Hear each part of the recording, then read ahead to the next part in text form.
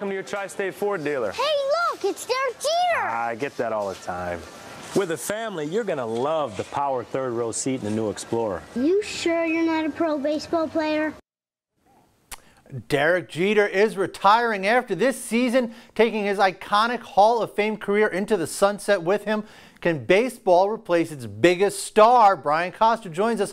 Couple ideas on who maybe could replace Jeter. But before we even talk about that, you know, I'm a Yankee fan, grew up here, so I mean, to me, Jeter is obviously a big thing in baseball. How iconic is he to the game? How important is he to the entire game?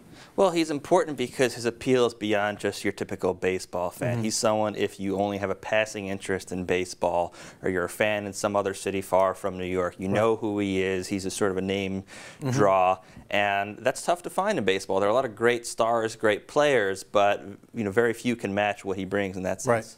So, look, there's nobody who has 5 World Series rings, obviously, but who's on the short list to replace him as the face of baseball? Well, I don't know if anyone really can. I think there are some young emerging stars, guys like Mike Trout, who's really young, already the best player in the game. Exactly, plays for the Los Angeles Angels.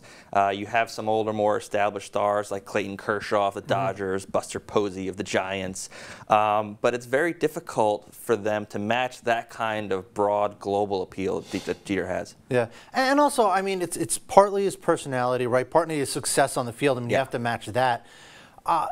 How rare is that combination? I mean, somebody always comes along, right? Yeah. It's really sort of a perfect confluence of things for Jeter. He came up at a young age, had success in the country's biggest media market for the marquee team in the sport, and was a star. You know, it's very difficult and rare, really, to find that kind of figure. And look, he's been pretty much as marketable and personable and likable to most people as a baseball player can be. And the thing that kind of puts it in perspective, you pointed this out in your piece, is this weekend, who's he hanging out with?